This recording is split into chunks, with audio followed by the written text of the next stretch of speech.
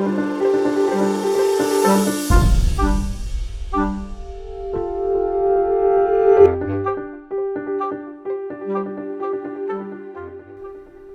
October 1st, the U.S. government shut down after Congress failed to pass a bill authorizing spending for the new fiscal year.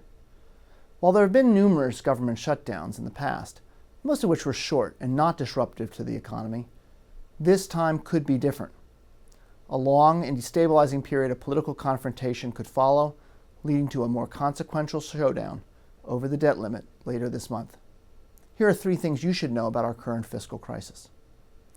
The first thing you should know is that at the core, this debate represents a fundamental disagreement over spending priorities that is unlikely to be resolved through a government shutdown.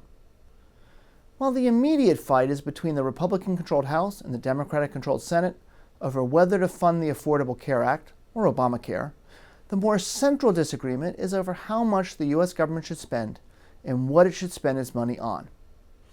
Both sides are dug in, and a path to a deal is far from clear. The funding bill that eventually emerges from the current Capitol Hill showdown is unlikely to provide a long-term solution, though. The second thing that you should know is that a U.S. government shutdown affects only those services that require annual appropriations, so-called discretionary spending. This represents only about a third of total spending, and 60% of that amount is exempted from the shutdown. Consequently, around 15% of overall government spending is affected by the shutdown. Nonetheless, this puts 800,000 civilian federal workers out of work and delays pay of others. A wide range of services from national parks to museums, claims filing to visas is affected. For the Department of Education, Environmental Protection Agency, and FDA, food inspection offices, all closed most or all of their services. The public response to these disruptions and the pressure put on politicians will determine how and when this dispute is settled.